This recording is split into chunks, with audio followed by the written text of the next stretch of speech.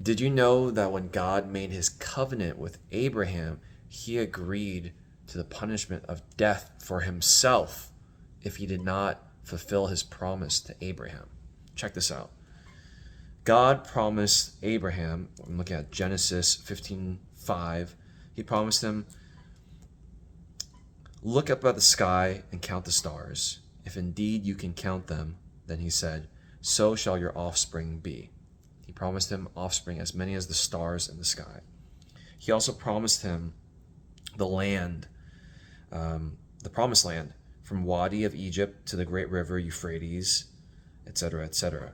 That's verse 18 through 19. How did he make this covenant? He asked Abraham to bring him a heifer, a goat, a ram, all 3 years old, a dove, and a young pigeon. Back during this time, when they made rituals like this, they would cut the animals in half, which is what Abraham did. He cut all the animals in half and put them, just laid them out, all except for the birds. And then during this ritual, people would walk, both parties would walk through these cut halves. And if they did not fulfill their end of the bargain, then they would be killed. They would be rendered like these animals, split in half. How do we know this?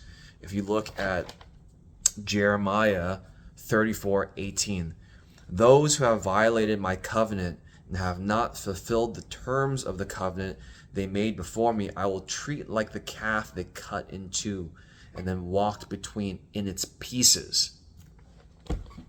Boom.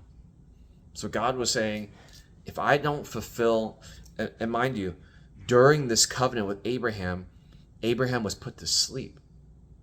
And then in the darkness, there was,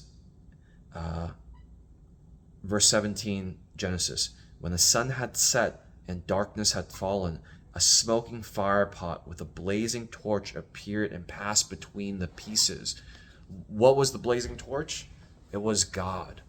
God himself walked between the animals. He put it on himself that, hey, I'm making this promise to you. I'm making this covenant with you. And if I don't fulfill it, I myself will die. I, who am immutable, will become mutable. This is a foreshadowing of when God changed his mutability, his immutability, became mutable, sent his only begotten Son. John 3:16.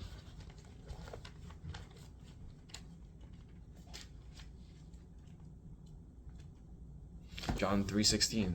And God so loved us that he gave his only begotten Son to die for us, so that those who believe in him shall never perish but have everlasting life. Boom.